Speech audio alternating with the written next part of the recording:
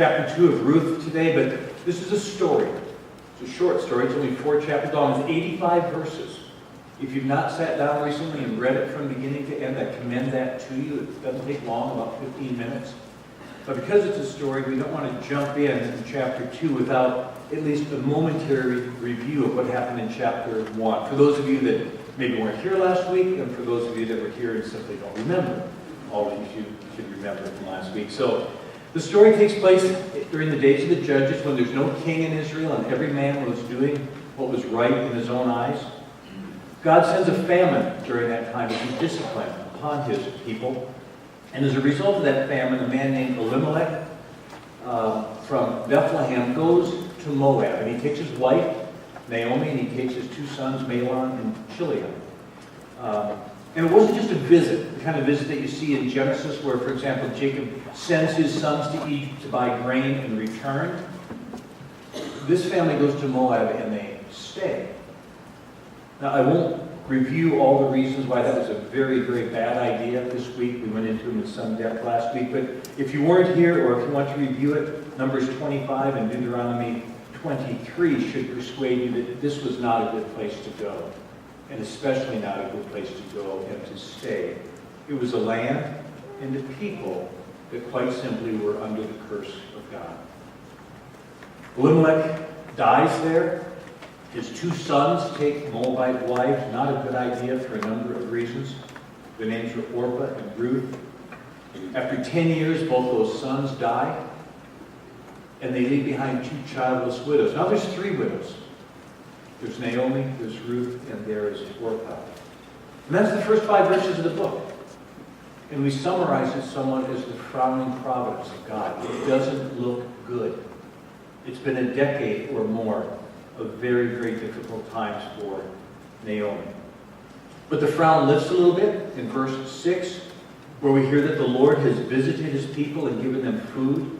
And so Naomi decides to return to Bethlehem, and Ruth and Orpah begin this journey with her. However, Naomi's got this very bitter assessment of what awaits them.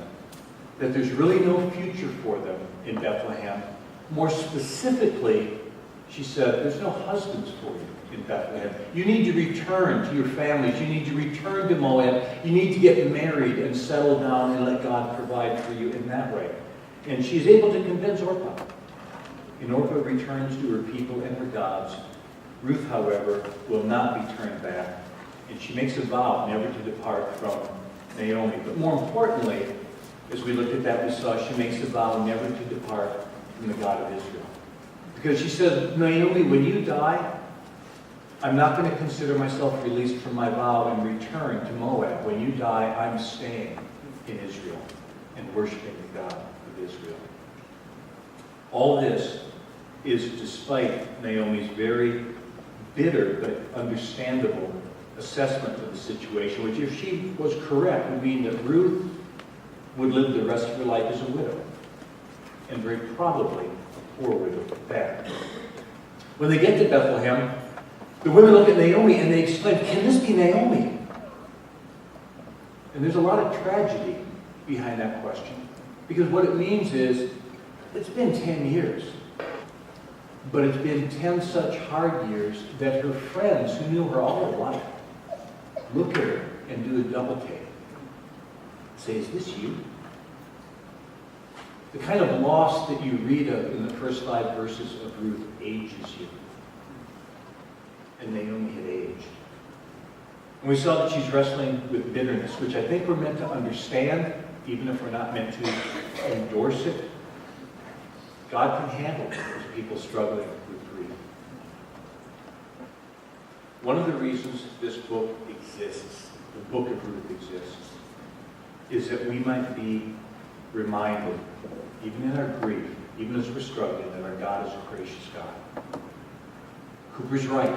Behind a frowning providence, he hides a smiling face. Even when husbands and sons and famines our husbands and sons are gone and famines come into your life, God's not turned against you. There's a smile coming in the book, and the hope that is coming was hinted at very early, in the structure, actually, of that first chapter. I didn't mention this last week. Somebody asked, my wife came to me afterwards, she said, and she didn't identify you, so you're not outed, okay? Somebody said, how in the world is he going to get 4 sermons out of Ruth? If you had any idea how much stuff ends up on the cutting room floor. This is a rich story and a rich book. And one of the things that didn't make it in the last week, but I'll put it in this week, is just something about the structure of that first chapter. Chapter 1 begins with a famine, but it ends with the barley harvest. That's the first and the last verse of chapter 1, famine, harvest. It begins with Naomi leaving Israel and the God of Israel and the covenant people, and it ends with God bringing her back to all these good things. It begins with her leaving with Elimelech, with Mahlon, with Chilion, and it ends with her returning with Ruth. Now that last contrast is something that Naomi thinks is a bad thing. She describes it in verse 21, I went out full, but the Lord has brought me back empty. I understand her feeling that way. I suspect you do as well. But she's not right in her assessment. When we see how the story unfolds, I would argue that she went out empty and came back full. With no disrespect intended to her husband and to her sons, they're not the one through whom the story of redemption is going to flow. Ruth is. She went out empty, and she came back full. That's the structure throughout the book. It goes from famine to harvest, from leaving to returning, from empty to full. The very structure of chapter 1 said this is going to be a good story. This story is going to have a good ending. Now, I'm not suggesting that Naomi's responsible to see into the future and to know the secret will of God. And how he's going to take her from emptiness to fullness. I only want to observe that she's wrong in thinking that she's empty. And I think the author gives us clues to that end. Because the truth is, God wants Ruth in Bethlehem. But he doesn't want her there married to Mahlon. He wants her there single. He wants her there needy. He wants her there as a widow. He wants her there as a foreigner, a cursed foreigner that has no claim on him or on his people. God wants Ruth in Bethlehem because God is telling the story. God forbid that we treat Ruth like some character study. Let's see what Ruth does well here. Let's see what Naomi does well here. Let's learn from them here or there. There are things like that that are good, and I don't mean to say we won't do any of that. We'll do some of it today. But there's a story being told. And it's God's story. And he's putting the people where he wants them. The play has a director, folks. And he wants certain people in certain places. And because he wants Ruth in Bethlehem, destitute, widowed, cursed, he leaves Elimelech, Mahlon, and Chilion in graves in Moab. And with all that said, the stage is now set for the frowning providence to begin to give way to the smiling face of God.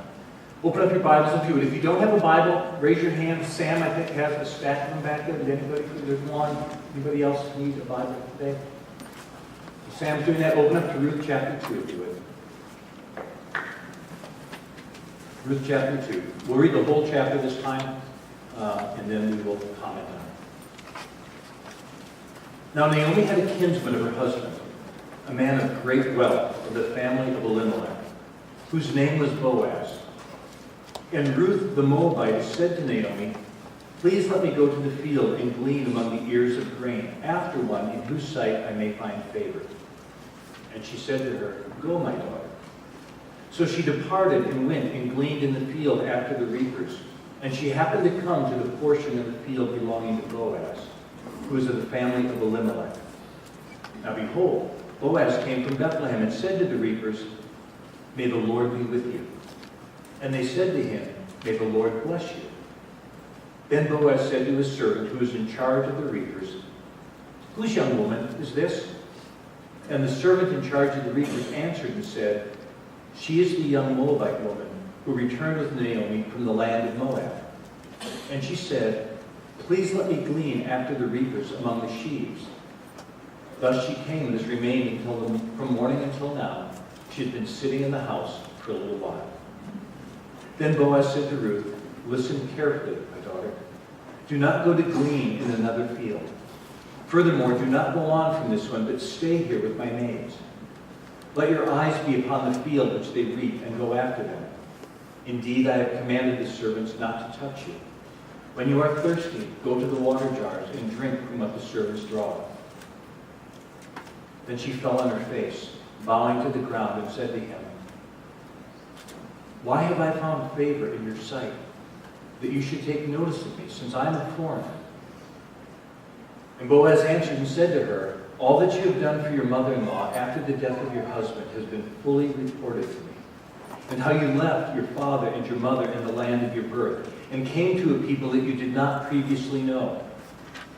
May the Lord reward your work, and your wages be full from the Lord, the God of Israel, under whose wings you have come to seek refuge." Then she said, "I have found favor in your sight, my Lord, for you have comforted me, and indeed have spoken kindly to your maidservant, though I am not like one of your maidservants."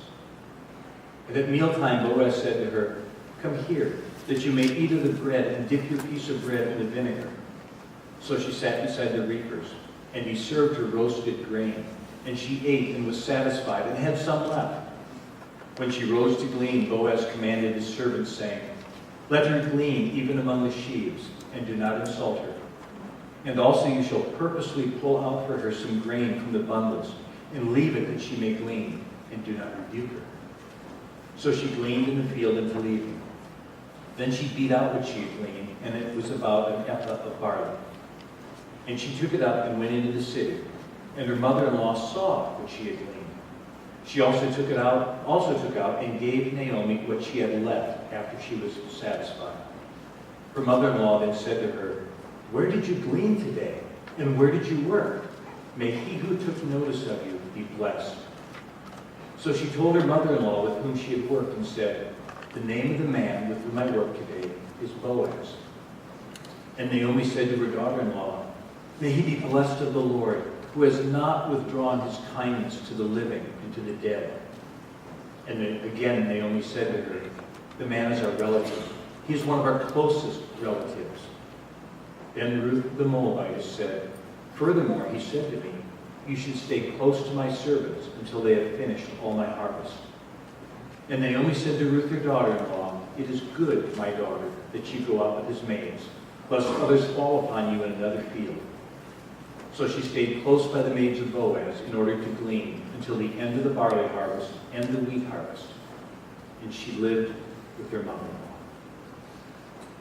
Chapter 2 is about God beginning to reveal all the gracious future that he has planned for Ruth and for Naomi. Contrary to what's a very bleak assessment on Naomi's part of the future, that kind of dominated the first chapter, the author now wastes no time in telling us how much hope there really was and how God was for Naomi and not against her.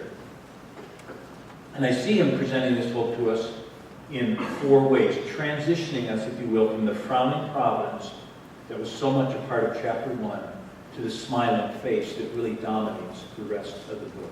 And he does it in 4 ways that we're going to look at. First, he does it in Boaz. He shows hope. He introduces hope into the story in the person of Boaz. Second, he gives hope in their providential meeting. God's hand is all over this story. Third, he shows hope in the incredible care that Boaz shows for Ruth and ultimately Naomi. And fourth, there's hope in Boaz's offer of romance, as subtle as it is in this chapter.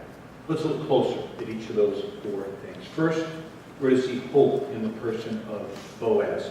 If you recall near the end of chapter 1, Naomi says, "There's no hope. Just call me Mara. God has turned against me. Life is bitter. There is no hope." But now if you remember, the very last verse of chapter 1 says, there's a barley harvest. The next verse in the book, even though it's divided by a chapter, sometimes chapter divisions are not helpful because you think something new is... No, right next to the last chapter of verse of chapter 1 is the first verse of chapter 2, where it says Boaz shows up. There's a barley harvest and there's a Boaz. And you're supposed to see hope in both of those. And we find out, in fact, that Boaz is a kinsman. There's food, and there is a relative. Now, the term kinsman may not mean all that much to us, but it meant a great deal to the Hebrews because it was the kinsman, it was that nearest male relative who bore responsibility for family members that had found themselves in distress. Leviticus 25:25.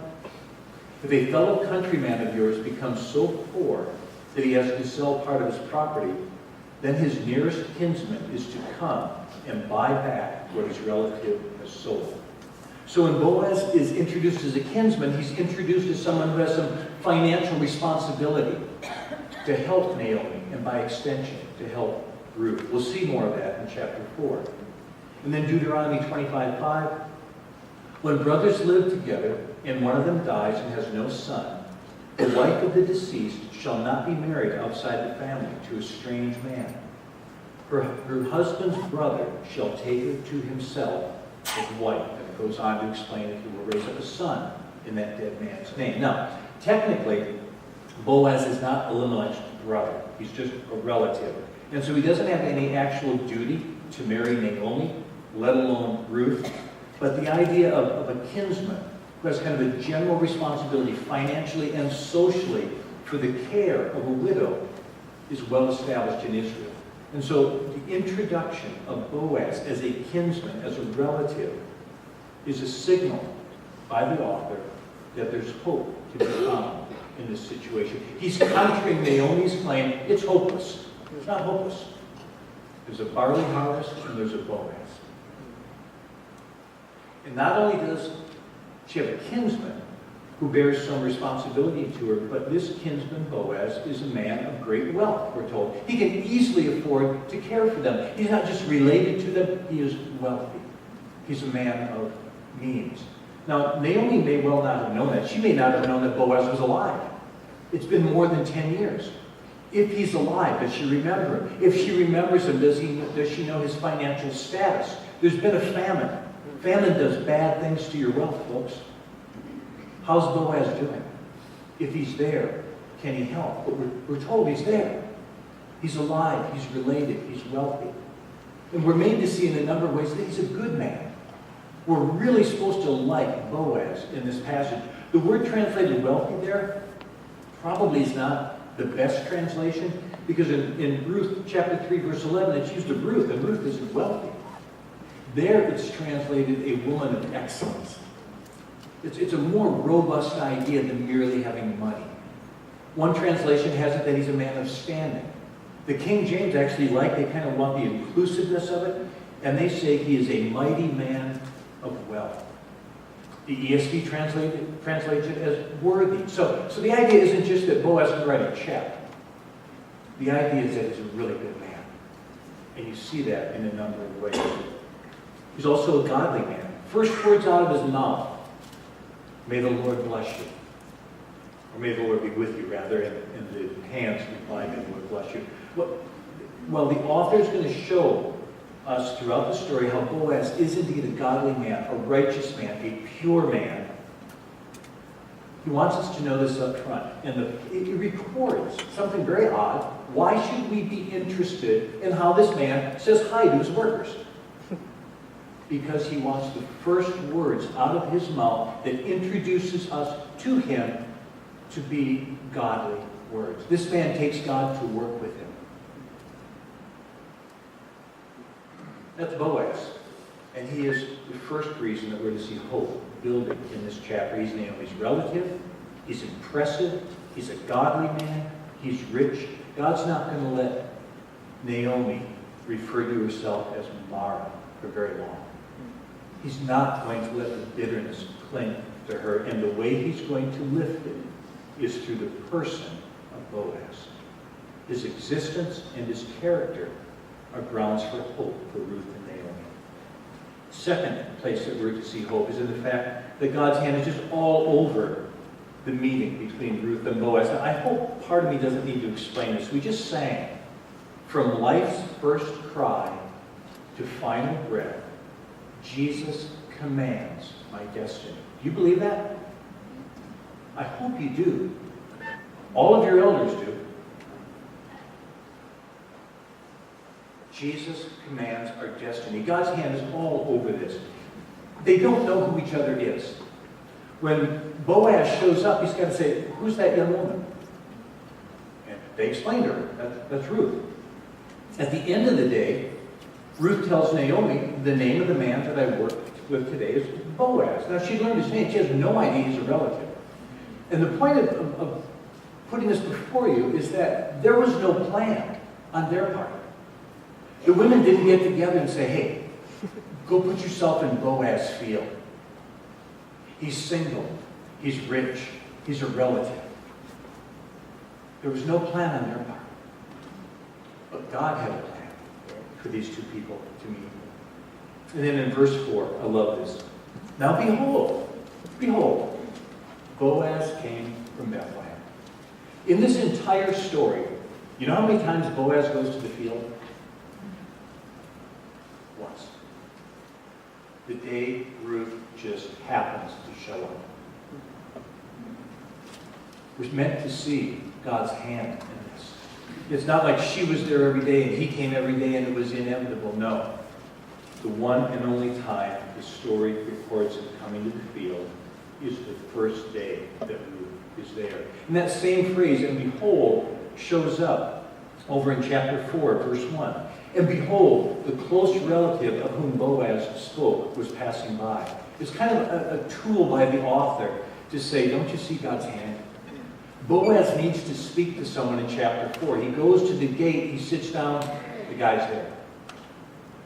God's hand is all over this story. There are no coincidences, and the author combines that fact with kind of the unlikeliness of not one meeting, chapter 2, but two meetings, the one in chapter 4 as well, to communicate clearly God's in this. His hand is on these people. The play has a director. You see it also, verses 19 and 20 in chapter 2. We read this. When Naomi sees how much grain Ruth has, she's impressed. May he who took notice of you be blessed. But when she finds out that all this came from the fields of Boaz, she takes it up to a whole other level. May he be blessed of the Lord, who has not withdrawn his kindness to the living and to the dead. You hear what's going on? The minute she discovers this just didn't happen in any field, this happened in Boaz's field, she suddenly says, God has not forgotten me. She sees God's hand in this, and she's right to see his hand in this. Neither Naomi nor the author believe in coincidence. The Lord is sovereign over all, including the meeting of Boaz and Ruth. It just happened as far as they were concerned, but it took great planning on God's part. Third, we're to see hope in that Boaz immediately shows great care and concern for Ruth, though she is, by her own admission, a foreigner, and she has no claim on Boaz. In fact, the care is significant enough that Ruth falls to the ground and says, why are you doing all this for me? Let's look at what all this is. He urges her, glean only in my fields. Don't go anywhere else. He commands the workers that she not be bothered or molested in any way. Remember, this is the time of the judges. Every man does what is right in his own eyes. This is not a safe place to be a young woman out in the country by yourself, reaping, gleaning.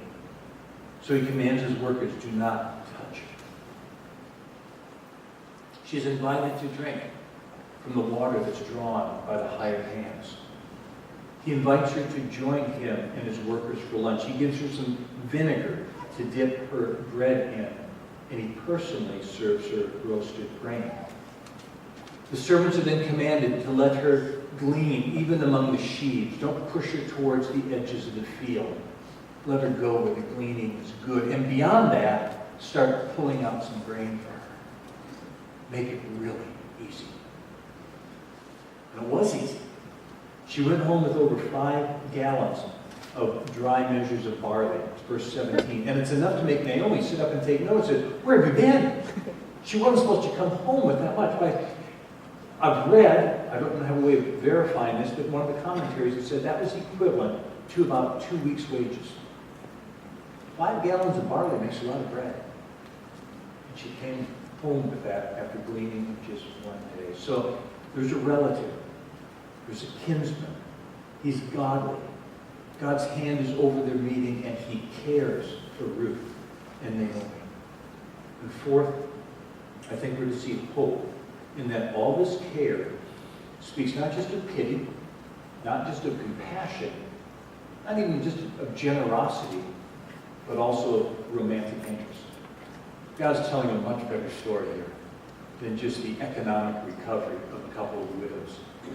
Think about it with me for a minute. If your concern is simply to care for Naomi and Ruth because you're a compassionate, generous relative, then send her home with a bushel of barley and be done with it.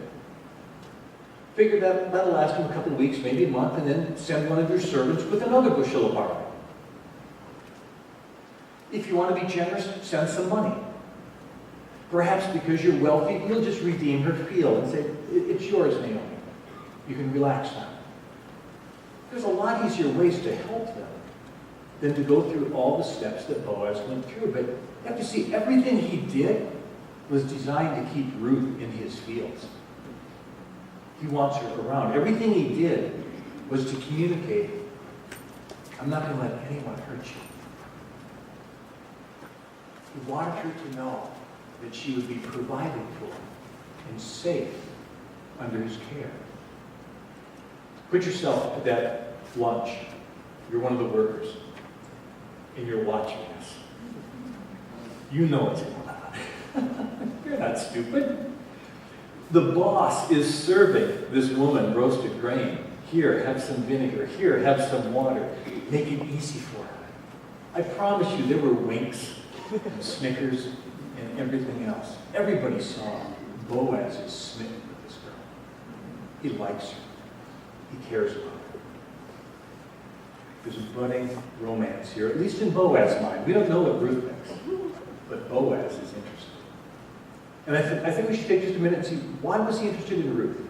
This is really fascinating to me because they just came through a famine. Boaz is single, godly, protective, compassionate, generous, wealthy. Why is he single? That's a great question. And I think there's maybe more than one answer. But at the very least, you can say he wasn't desperate to find a wife. Because under those conditions, you can find a wife.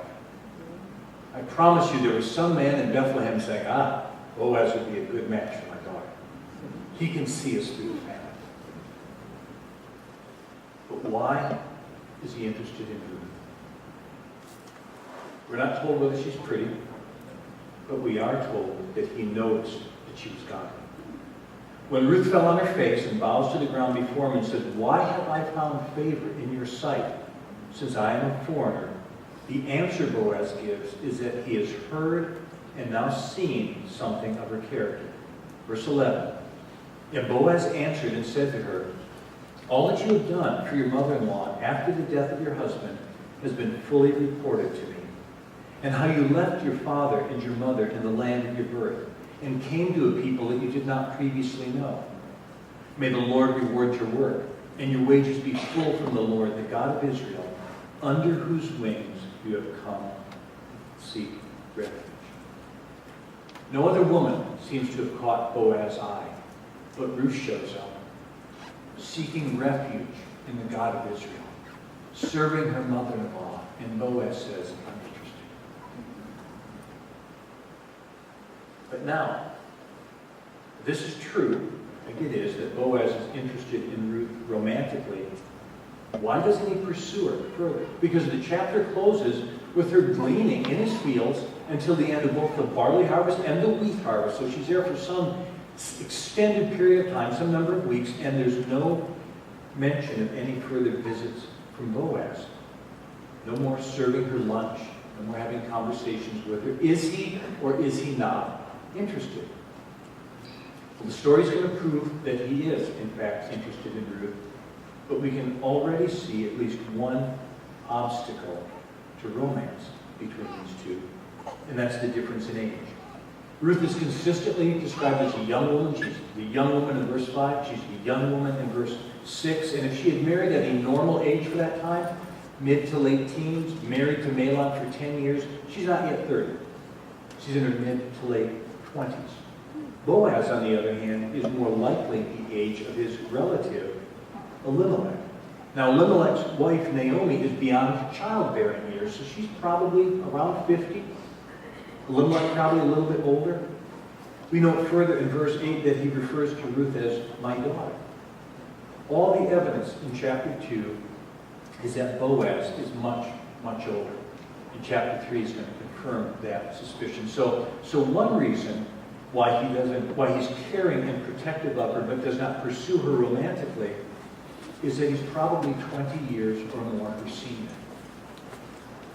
I think he did a lot for her that first day. And then he goes home and he says to himself, who am I kidding? I'm old enough to be her father. If she's interested in a man, it will be a much younger man. And so he shows compassion, but not romance, despite his feelings. And he doesn't come to the field. But there's 4 reasons why Naomi should, and in fact does, begin to turn from this hopeless and bitter assessment that dominated chapter 1 to just a much more hopeful assessment in chapter 2. There's hope in the person of Boaz. He's a good man. There's hope in the providential meeting. God's hand seems to be upon him. He has not forgotten them. There's hope in his care for them. And there's hope in this budding romance that we don't yet know where it will go. 3 observations as we close. First, don't underestimate the power of very simple acts of kindness in rekindling hope. It was a bushel of barley, folks. It didn't solve all their problems. But you know what it did, Naomi? It let her know God had not forgotten her. Somebody cared. The Lord remembered her. The Lord remembered his promises. May he who took notice of you be blessed. Those are not the words of a bitter woman with no hope. Those are the words of a woman who's been reminded through a simple act of kindness that there is a God who blesses those who take notice of widows in distress. A little bit of food was enough to remind Naomi, God remembers me. Don't make little of small acts of kindness. Second, I want you to see the fruit of Naomi's view of the sovereignty of God. We saw last week when she was bitter, when she lost everything, she rightly said, the hand of the Lord has gone forth against me. I'm so glad we sang that song today from Job. She understands, like Job, that the Lord gives and the Lord takes away. And his name is still to be blessed. And it's because she clung to that truth that all that I have lost at the hand of God. He is sovereign over the death of my husband. He's sovereign over the death of my sons. He's sovereign over the famine. From life's first cry to final breath, there's a God in heaven who commands my destiny. Because she clung to that, she's now in a position to see the mercy that's coming into her lives and say, may he be blessed of the Lord, who has not withdrawn his kindness to the living and to the dead. To put it another way, if you try to soften the hard blows of providence by saying, it's coincidence, it just happens, it's fate, what are you going to do in providence terms? It's good. Is that just coincidence? Is that just fate? Karma? It's your clinging to God, even when providence is hard, that allows you to so quickly celebrate God when providence turns. I love Naomi, and I love her theology in that. Third, finally, have you noticed how the pedigree of Ruth is just brought out again and again in this story? We're forever being told that she's a Moabitess. Now, we were first told that in chapter 1, verse 4, when she's first introduced, and that was last week. Did any of you that were here last week come in this morning, and when I began to read, and we are told she's a Moabitess in chapter 2, say, oh, I'm so glad the author put that in. I had forgotten. No, you all knew from the first time you meet Ruth, she's a Moabitess. You remember where the marriage took place. You remember the whole thing. And yet we're told again and again. We're told in chapter 1. Chapter 1 ends with Ruth, the Moabitess, who returned from the land of Moab. 2 verses later, chapter 2, we're again reminded she's Ruth, the Moabitess.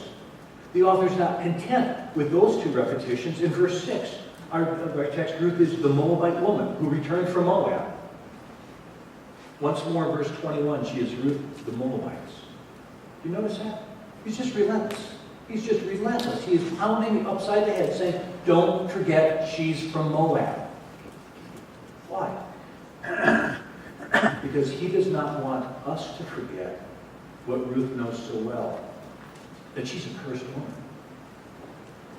Verse 10, why have I found favor in your sight, that you should take notice of me, since I'm a foreigner?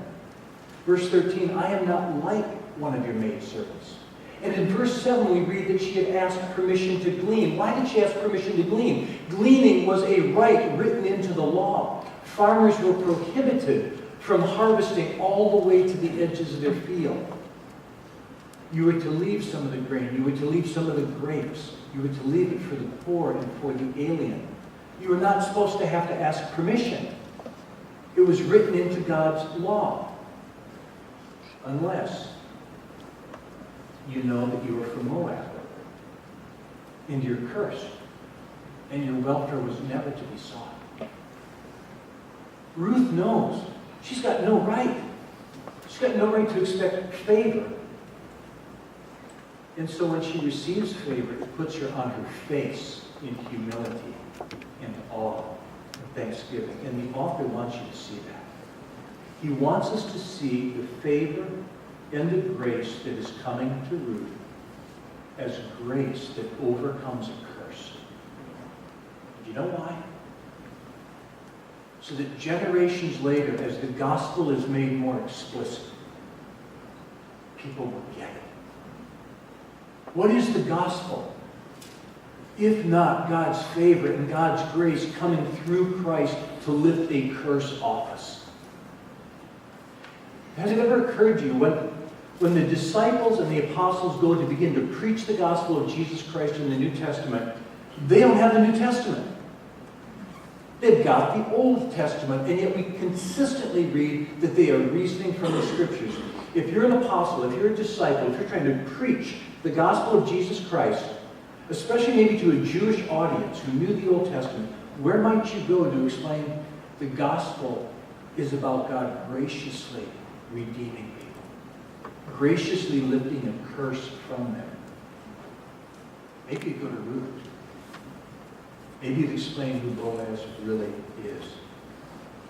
There's a reason why you're told again and again and again that Ruth is a Moabitess, or a Moab, even as she's the object of kindness and affection from the kinsman redeemer Boaz. It's to prepare God's people in every age to better understand the gospel, that lifting of the curse of sin to the grace of Jesus Christ. Boaz exists that we might better understand Christ. I hope you see that.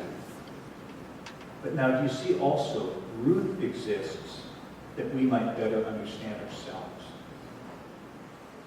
If you don't get that you're under a curse, if you don't get that you don't have a right to come to God and say, bless me, bless me, bless me, if you don't get that it's all of grace and all of mercy, you're not going to fall on your face before Boaz or before Jesus.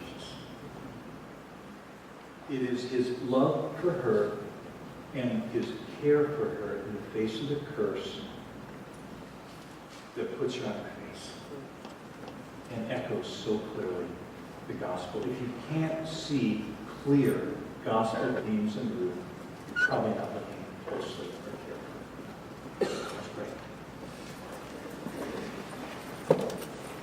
God, I pray not just in Ruth, but in all of the Old Testament, you would just guard us and lead us to repentance from approaching it as a series of character studies of how to be good, how not to be bad. There are lessons. I acknowledge that, Lord. They're wonderful, they're true, they're helpful. But let us not miss Christ. Jesus said to the Pharisees, you search the Scriptures because in them you think you find eternal life. But these testify to me.